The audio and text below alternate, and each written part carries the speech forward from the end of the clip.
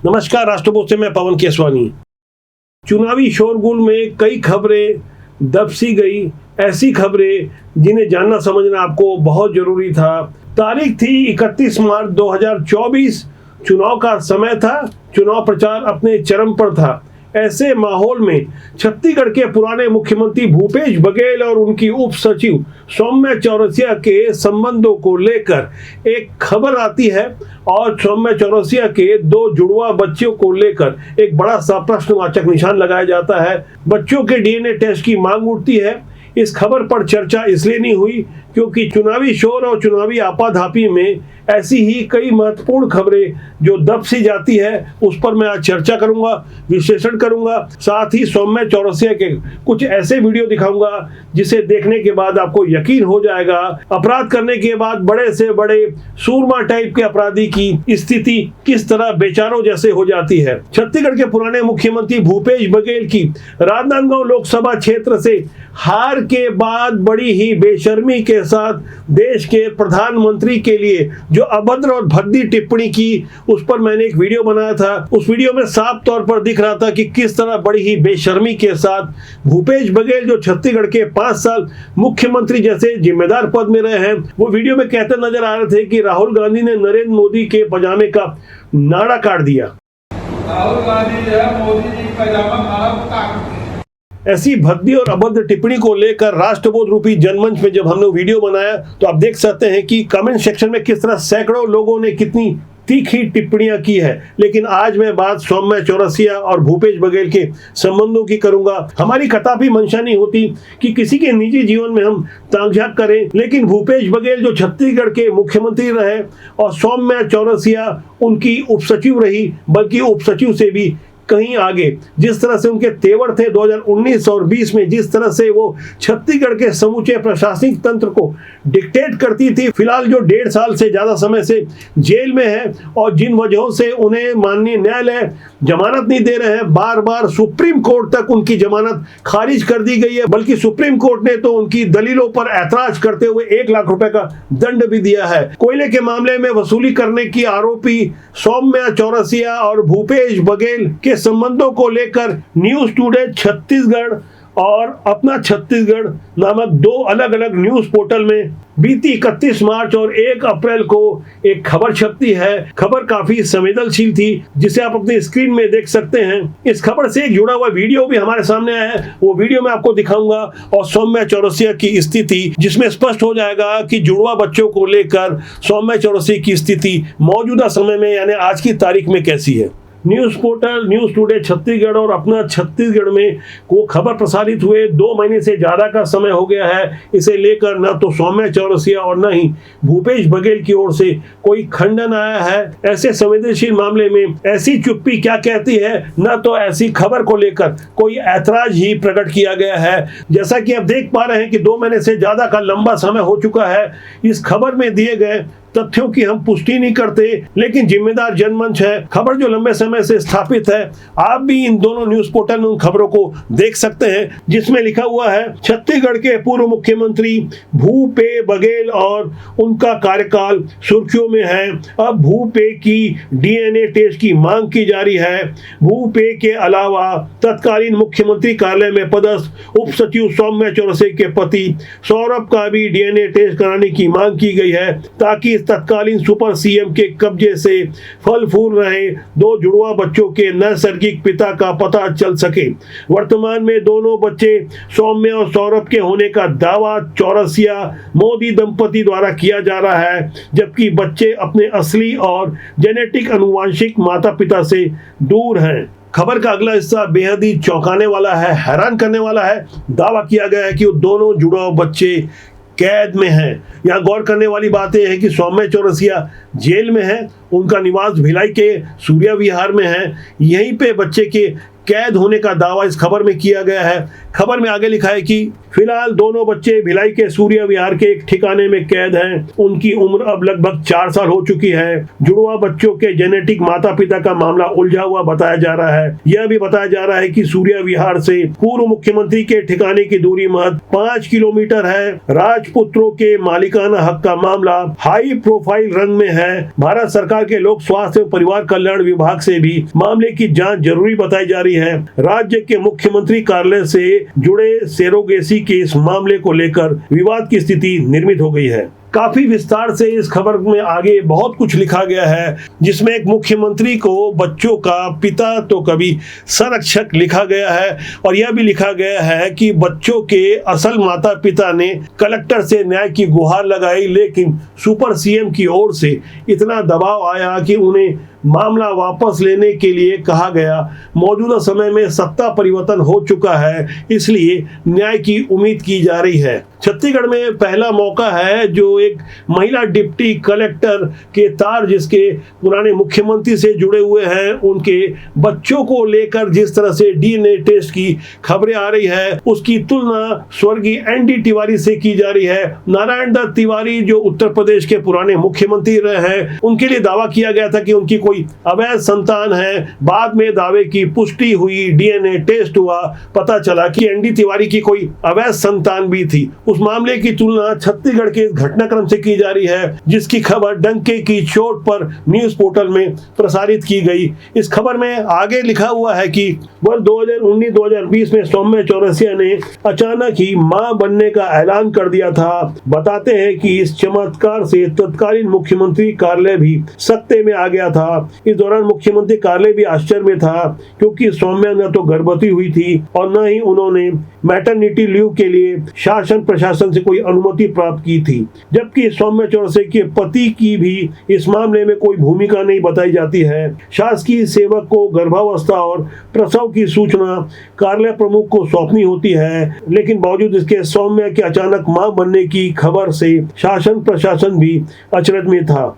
इस खबर में यह भी लिखा हुआ है कि मैटरनिटी का यह मामला टेस्ट ट्यूब बेबी का नहीं बल्कि सरोगेसी का यानी किराए की कोख का मामला है, जिसे लेकर सुप्रीम कोर्ट से लेकर राज्य सरकार के कड़े निर्देश हैं। उन निर्देशों का पालन नहीं किया गया। कानून जो बनाए गए हैं कि किसी की अय्याशी, मनोरंजन या प्यार की निशानी वाले मामले को हतोत्साहित किया जाए, नियमों का पालन किया जाए। सरोगेसी के अपने नियम हैं, कानून इसकी इजाजत देता है, लेकिन जब सीएम हाउस ही विवादों में घिर जाए तो यहाँ से एक बड़ा प्रश्नवाचक निशान खड़ा होता है। इस खबर से जुड़ी हुई एक वीडियो मैं आपको बताऊंगा, लेकिन मेडिकल के धंधे से जुड़े हुए कुछ लोगों ने किस तरह से इस तरह की सरोगेसी को अंजाम दिया। इन खबरों में सीधे तौर पर सौम्या चौरसिया के बारे में लिखा गया है। उनके लिए नियम, कायदे, कानून को दरकिनार करते हुए अवैध रूप से सरोगेसी करवाई गई। इस पूरे मामले में कानून की उड़ती धज्जियां देखकर उस समय के मुख्यमंत्री मौन साधे रहा। नतीजन मेडिकल व्यवसाय से जुड़े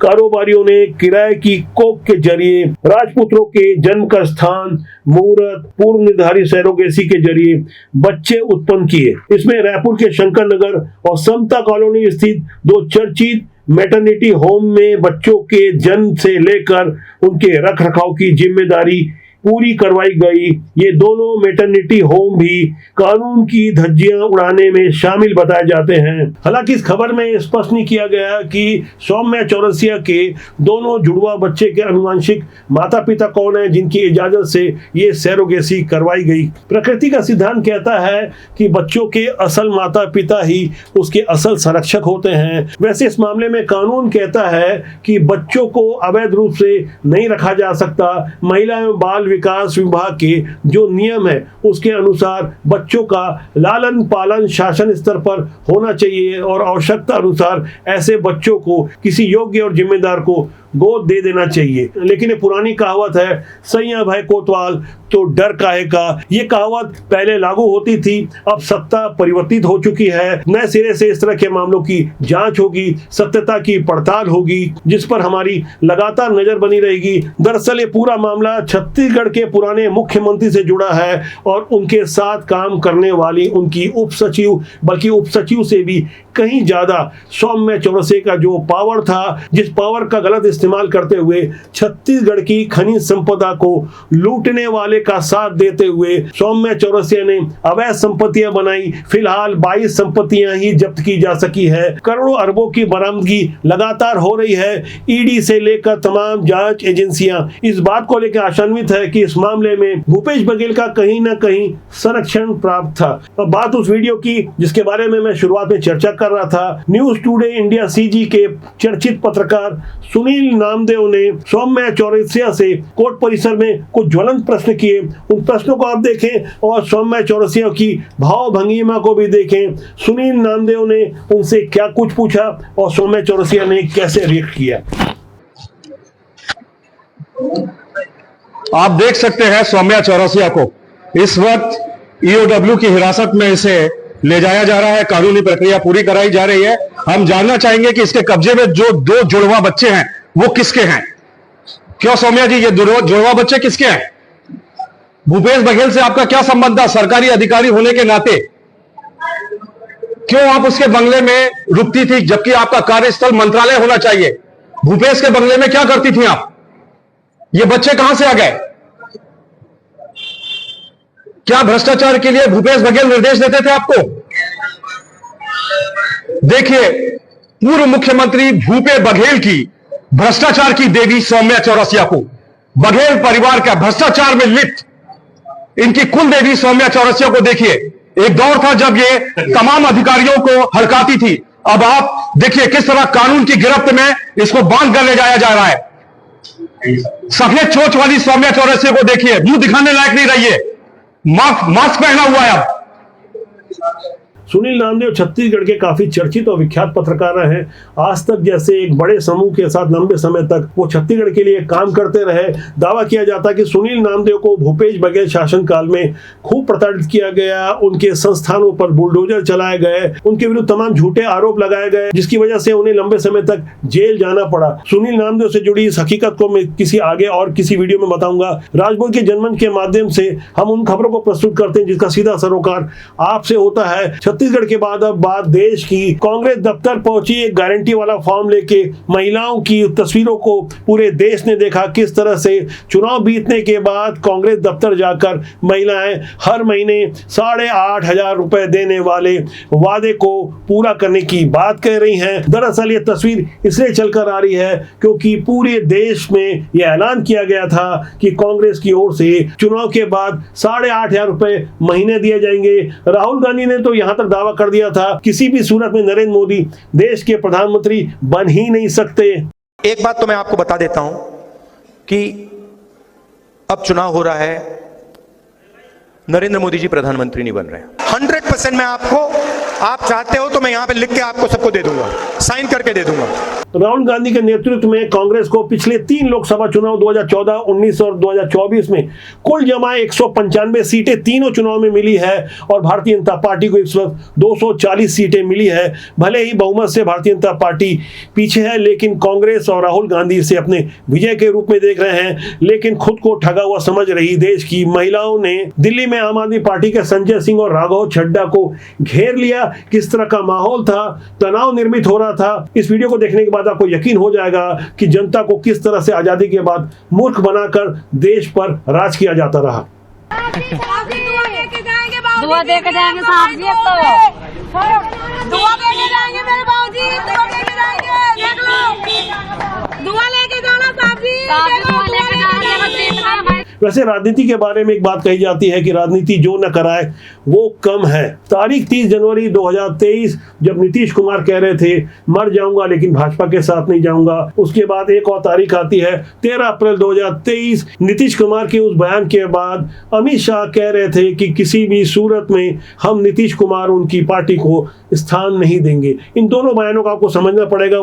मर जाना कबूल है, उनके साथ जाना हमको कभी कबूल नहीं है, यह अच्छी तरह जान लीजिए। चुनाव के परिणामों के बाद नीतीश बाबू को फिर से भाजपा एनडीए में लेगी तो मैं बिहार की जनता को स्पष्ट कह देना चाहता हूं और लल्लन बाबू को भी स्पष्ट कहना चाहता हूं, आप लोगों के लिए भाजपा के दरवाजे हमेशा के लिए बंद हो चुके हैं। हमारे देश की राजनीति में दिए गए वचन स्थायी नहीं होते।